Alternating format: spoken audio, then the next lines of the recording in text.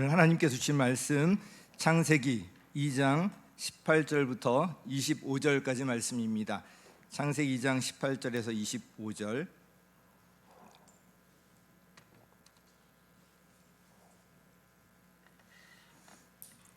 우리 한 절씩 교독하겠습니다. 주 하나님이 말씀하셨다. 남자가 혼자 있는 것이 좋지 않으니 그를 돕는 사람 곧 그에게 알맞은 짝을 만들어 주겠다. 그래, 모든 짐승과 공중의 모든 새를 흙으로 빚어서 만드시고 그 사람에게로 이끌어 오셔서 그 사람이 그것들을 무엇이라고 하는지를 보셨다. 그 사람이 살아있는 동물 하나하나를 이르는 것이 그대로 동물들의 이름이 되었다.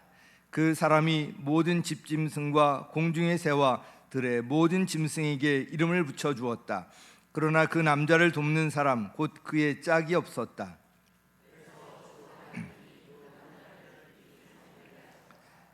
그가 잠든 사이에 주 하나님이 그 남 하나를 뽑고 그 자리는 살로 메우셨다.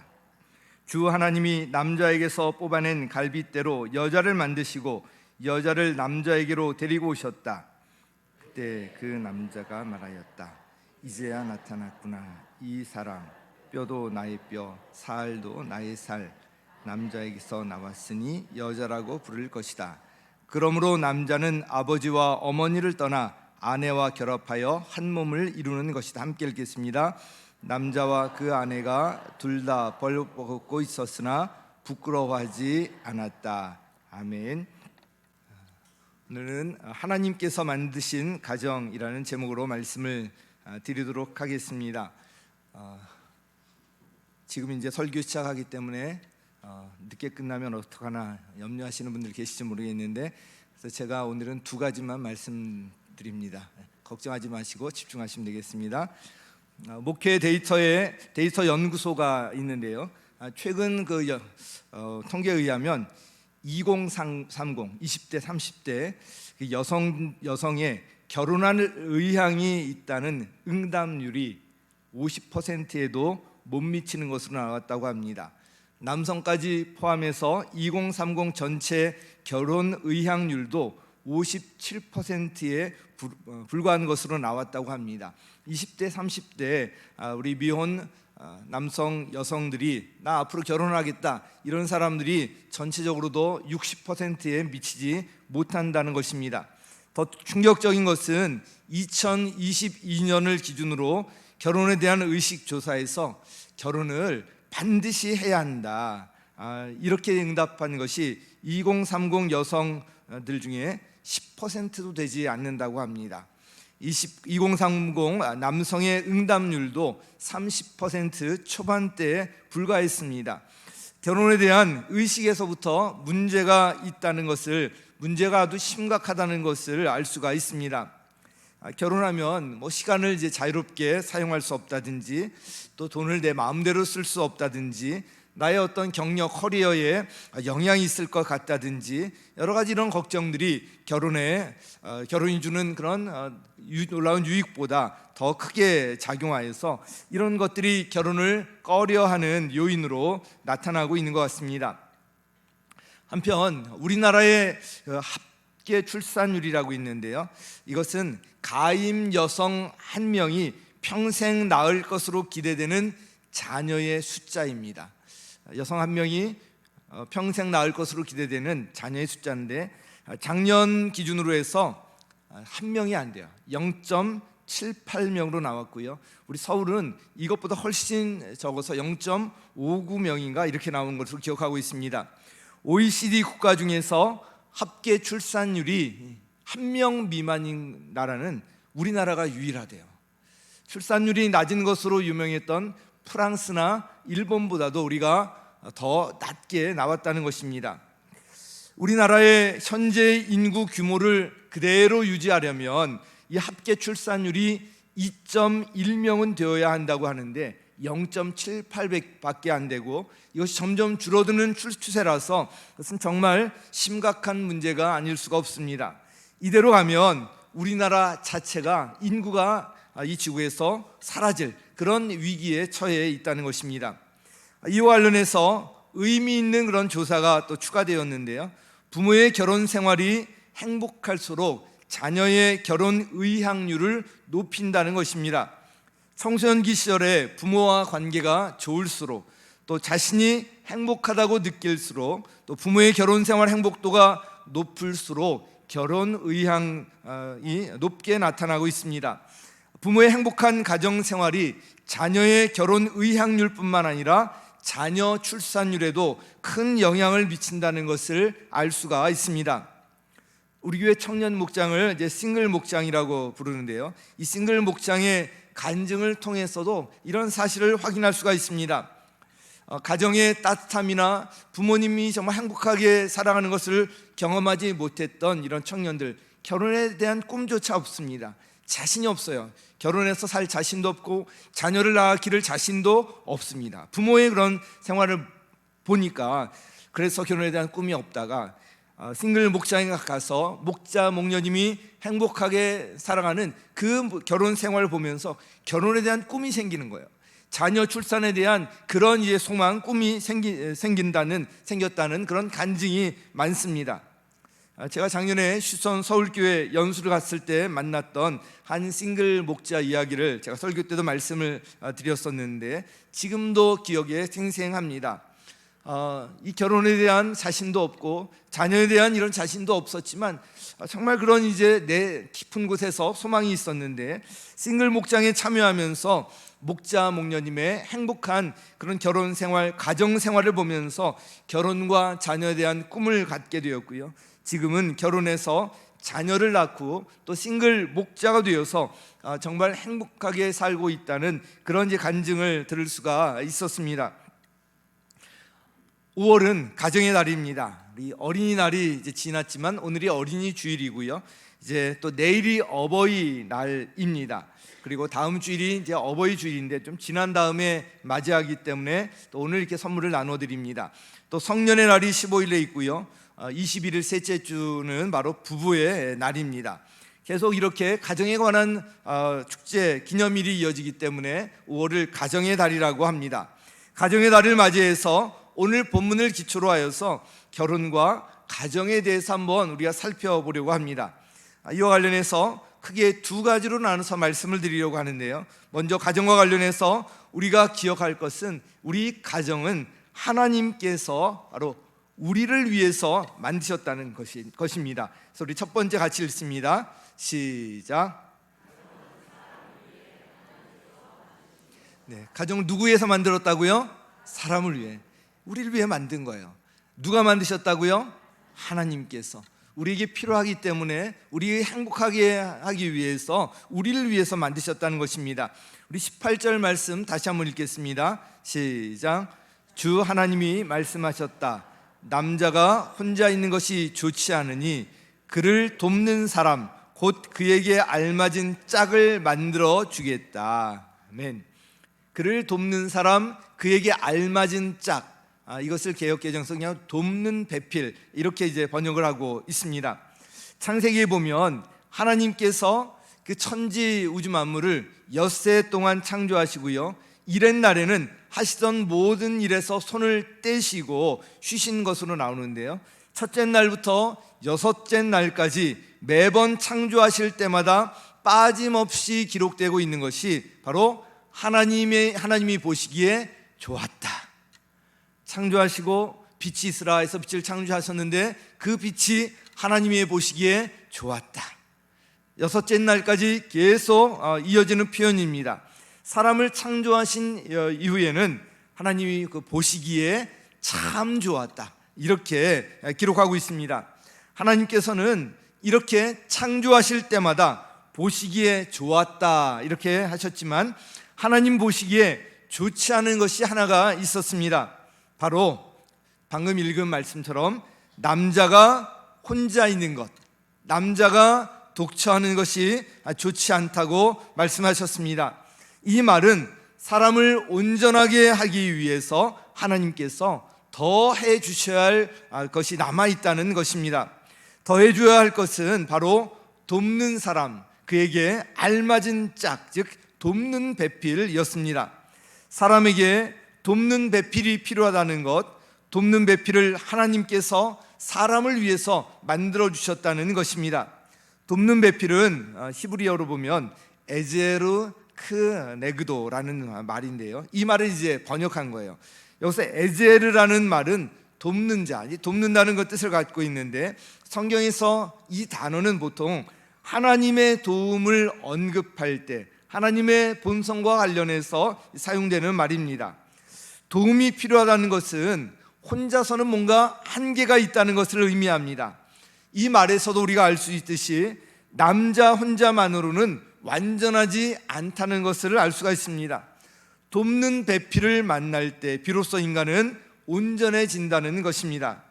자, 돕는 배필은 다른 사람을 도울 수 있는 그런 능력을 전제로 하는 말입니다.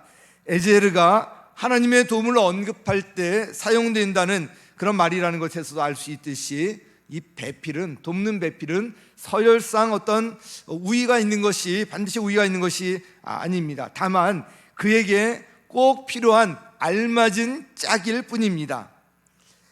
한편 여기서 돕는이라는 말에는요, 풍성한 교제의 기쁨을 제공한다, 이런 의미가 내포되어 있는데요, 즉 하나님께서는 사람을 만드실 때 그에게 알맞은 짝을 주셔서 가정을 이루도록 하시고요, 함께 삶을 공유하고 누리며 살도록 만드셨다는 것입니다.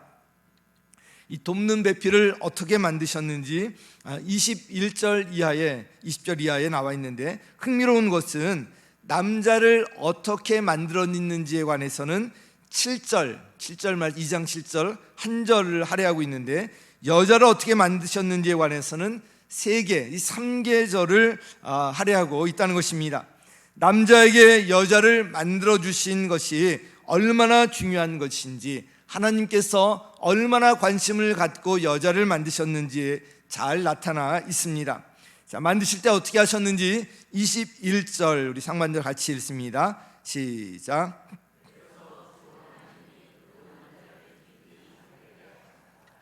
여자를 만드실 때 어떻게 하셨냐면 남자를 깊이 잠들게 하셨어요. 하나님께서 여자를 만드실 때 남자는 어떻게 하고 있었어요? 잠자고 있었어요. 쿨쿨 잠자고 있었어요.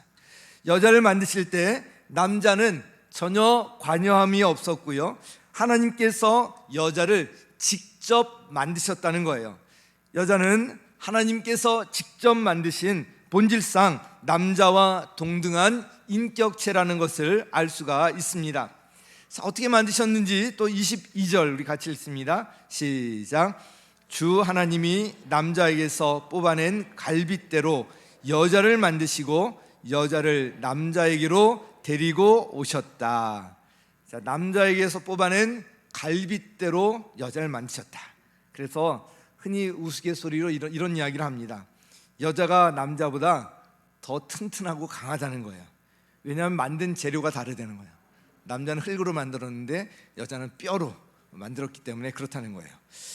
여기서 이 갈빗대, 즉 이제 뼈로 만들었다는 이야기인데, 그런데 갈빗대로 번역한 히브리어가 이제 첼라라는 말인데요, 이 단어는 갈빗대라는 말보다는 어떤 옆이라는 그 사이드를 말할 때 어느 쪽 이런 말할 때 사용되는 말입니다. 그래서 이제 갈빗대로 번역되어 있고, 영어 성경에도 보니까 립, 갈빗대를 표현하는 이것은 번역되어 있는데, 여자를 만드실 때 남자의 옆구리를 사용하여 만드셨다고 해석하는 것이 좀 적절해 보입니다. 머리도 아니고요, 다리도 아니고요, 발도 아니고 옆구리를 사용하셨다는 것은 남자와 여자는 본질상 우열이 있다는 것 아니라는 것입니다.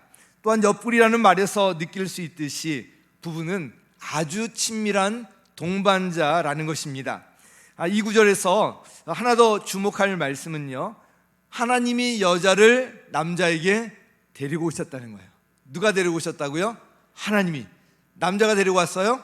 아니, 하나님이 데리고 오신 거예요. 하나님이.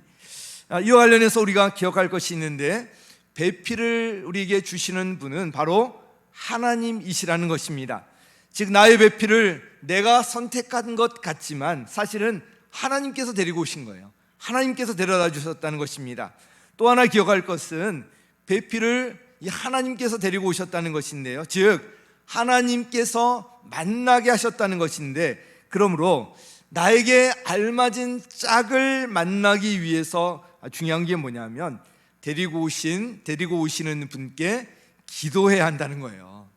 알맞은 짝을 저에게 주시옵소서, 기도해야 한다는 것입니다. 참고로 저는 저에게 알맞은 짝을 위해서 1년 동안 기도했습니다.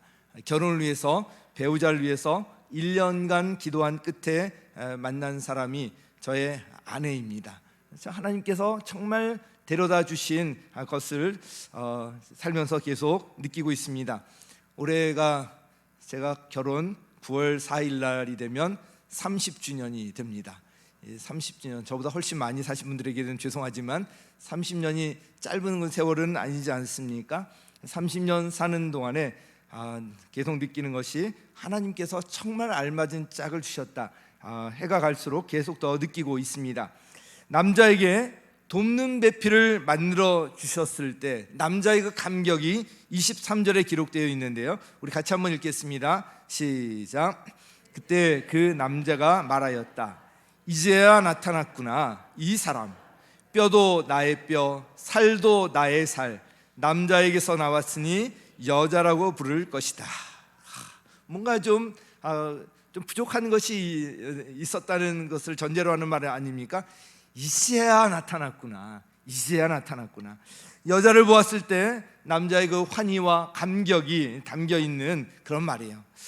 남자가 혼자 있는 것이 뭔가 좋지 않았는데 이제야 온전해졌다는 것에 대한 감격을 나타내고 있습니다.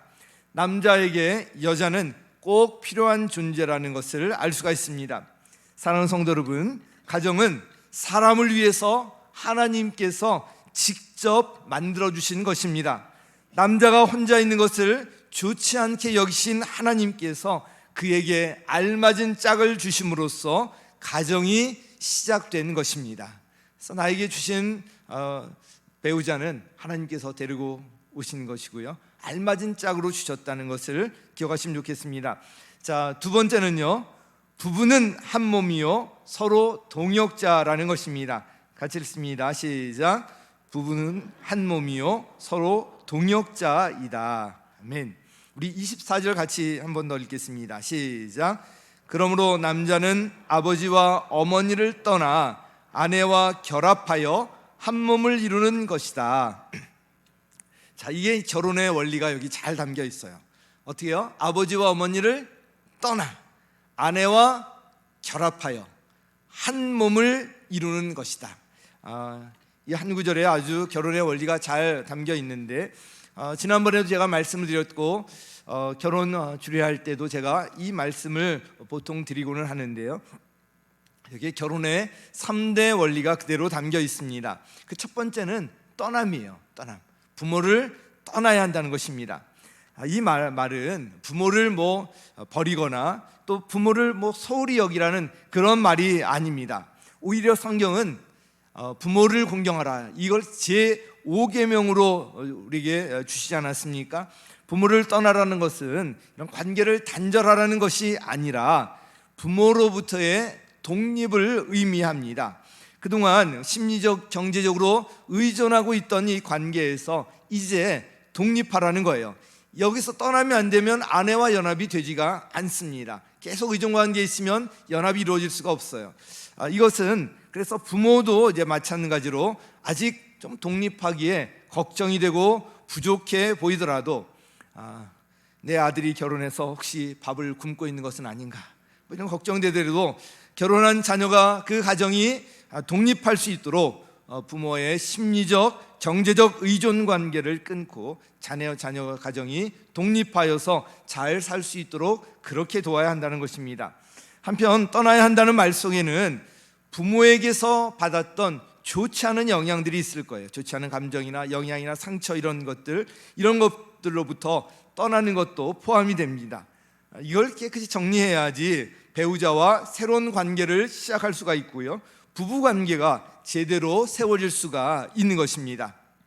자, 떠남. 그 다음에 두 번째는요, 아내와 합하여, 아내와 연합하는 거예요. 연합인데요, 바로 이제 여기서 연합한다는 말은 파피루스 종이에 한 장을 덧붙일 때 이 악교풀로 붙여서 딱 붙어버린 그런 상태를 의미합니다. 이걸 다시 뗄래도 뗄 수가 없고요. 떼려고 그러면 그냥 찢어지고 마는 것입니다. 이것은 아주 상징적인 의미가 있습니다. 결혼해서 한 남자와 한 아내가 부부로 연합하게 되면 이 관계는 다시는 뗄 수 없다는 그런 이야기입니다. 그래서 결혼을 보통 계약이라고 하지 아니하고 언약이라는 말을 씁니다. 계약, 컨트랙트. 언제든지 한 곳에서 파기할 수가 있지만 언약, 커비넌트는 이거는 깨질 수 없는, 뗄 수 없는 그런 약속이 바로 언약입니다. 부부의 관계는 언약 관계입니다.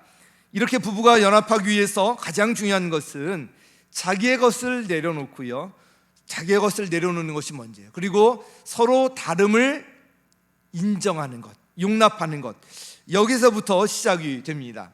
자기의 있는 것을 가지고 고집하고 주장하면서 상대방을 고쳐야지, 저 잘못된 인간 어떻게 고쳐야지, 안 됩니다. 안 돼요. 다 큰 성인을 내가 무슨 힘으로 고칠 수가 있겠습니까? 자기가 변해야 돼요. 자기를 내려놓고 서로 다름을 인정하고 상대방을 있는 그대로 용납할 줄 알아야 합니다. 그럴 때 변화가 일어납니다. 이것이 안 되면 상대방을 계속 고치려고만 하다가 갈등이 계속 커질 뿐입니다. 그래서 제가 늘 언급하는 것이 빌립보서 4장 2절 이하에 보면 서로 하나됨의 중요성을 강조하면서 이를 위해서 자기보다 서로 남을 낮게 여기라고 말씀하고 있습니다. 나보다 상대방을 더 낮게 여기는, 여기에서 하나됨이 이루어집니다. 부부관계도 그렇고요, 우리 교회에서도 마찬가지고 나보다 남을 더 어떻게 해요? 낮게 여겨야 돼요. 낮게 여겨야 돼요. 굉장히 좀 나보다 열등해 보이더라도 그 교만한 마음 다 내려놓고 상대방을 나보다 더 낮게 여기는, 여기서부터 하나됨이, 연합이 시작이 됩니다. 부부는 서로 연합을 지킬 수 있도록 노력해야 하고요, 또 주변에서도 이 연합을 지킬 수 있도록 도울 필요가 있습니다. 돕는다는 것이 부부 사이에 개입하거나 간섭하라는 그런 말이 아닙니다. 이 연합을 지킬 수 있도록 때로는 간섭이 되지 않는 선에서 지혜롭게 필요한 조언도 할 수 있겠지만, 무엇보다도 이 부부의 연합을 위해서 우리 지켜보면서 기도해 주고 기다려주는 것이 필요합니다. 결혼은 어떤 경우에도 이 연합을 깨서는 안 된다는 것입니다. 그리고 세 번째 원리가 떠나고 연합해서 결국은 한 몸이 되는 거예요. 그래서 둘이 한 몸이 되어야 합니다. 한 몸. 여기서 한 몸이 된다는 말은 직접적으로는 어떤 육체적인 연합, 성적인 부부관계를 의미합니다. 성은 하나님께서 우리에게 주신 선물입니다. 그래서 부부간에 성적인 누림이 있어야 하는 것입니다. 그러나 이것은 부부 사이에서만 그렇습니다. 부부관계 외에서는 이것은 안 된다는 것입니다. 성경에 의하면 성을 허락하신 하나님의 목적은 생육함과 또 번성함이라고 가르칩니다. 그러므로 부부가 자녀를 낳고 기르는 것, 키우는 행위는 한 가정의 일에만 그치는 것이 아니라 하나님 나라의 역사를 이뤄나간다는, 함께 하나님과 동역한다는 이런 영적인 의미도 갖고 있습니다. 그래서 우리 서로 합의해서 우리 자녀 갖지 말자, 이것은 잘못된 거예요. 이건 성경적인 원리가 아니라는 것입니다. 23절에 부부가 한 몸임을 나타내는 말씀이 잘 표현되어 있는데요, 23절 다시 한번 읽겠습니다. 시작.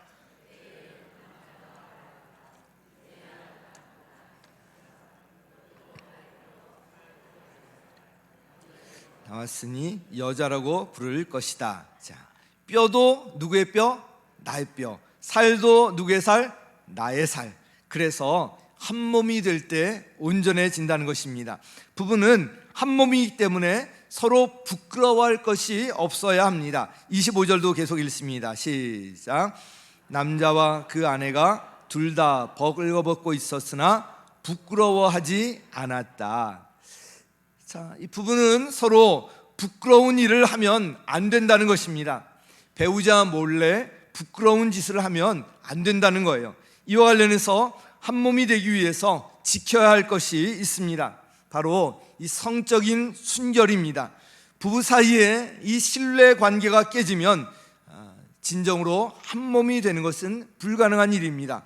그러므로 한 몸이 된다는 것은 육체적으로도 중요하지만 여기 그 이상이라는 것을 우리가 생각할 필요가 있습니다.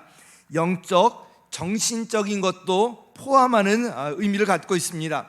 그래서 육체적인 관계가 없더라도 배우자 외의 이성에게 눈을 돌리거나 마음을 빼앗기면 안 됩니다. 한 몸이 되는 것을 깨뜨리는 거예요. 그래서 영적으로도 서로 하나가 될 때 진정한 한 몸이 될 수가 있습니다. 한 몸이 된다는 것은 그래서 영혼 육의 그런 결합, 연합을 의미하고 있습니다. 그래서 우리 배우자 만남을 위한 기도 가운데 믿음의 배우자 만나도록 그 기도가 꼭 필요합니다. 적어도 이 영적으로 함께 가지 아니하면 참 인생이 고달픕니다. 둘이 한 몸이 되는 것이 이건 불가능한 일입니다. 그래서 영적으로도 한 몸이 될 수 있도록 그렇게 이제 기도하시고 그렇게 이제 만나도록 노력할 필요가 있습니다. 한편 부부는 서로 동역자 관계에 있다는 것을 제가 마지막으로 말씀을 드리는데요. 20절 말씀 같이 읽겠습니다. 시작. 그 사람이 모든 집짐승과 공중의 새와 들의 모든 짐승에게 이름을 붙여 주었다. 그러나 그 남자를 돕는 사람 곧 그의 짝이 없었다. 모든 짐승에게 이름을 붙여주고 있는데 그를 돕는 그의 짝이 없었다. 돕는 배필이 없었다는 것입니다. 자, 짐승에게 이름을 붙여주었다라고 말씀하고 있는데요. 이걸 통해서 두 가지를 알 수가 있습니다. 먼저 각 동물의 특성에 맞게 그 이름을 지을 수 있는 그런 지혜를 우리 사람에게 주셨다는 것을 알 수가 있습니다. 또한 살아 움직이는 모든 것을 다스리라고 1장 28절에 말씀하고 있는데요. 이것은 이름을 지어주는 것에서부터 시작이 됩니다. 이 일을 하나님께서는 사람에게 맡기시고요, 사람에게 권한을 부여해 주셨다는 것입니다. 그런데 이 일 역시 혼자 할 수 없다는 거예요. 돕는 배필이 필요하다는 것을 말씀하고 있는 것입니다. 그러므로 부부는 함께 하나님의 뜻을 이루는 동역자 관계입니다. 가정을 통해 이루고자 하시는 하나님의 뜻이 있는데 부부가 함께 동역자가 되어서 이 일을 이루어 나가는 것입니다.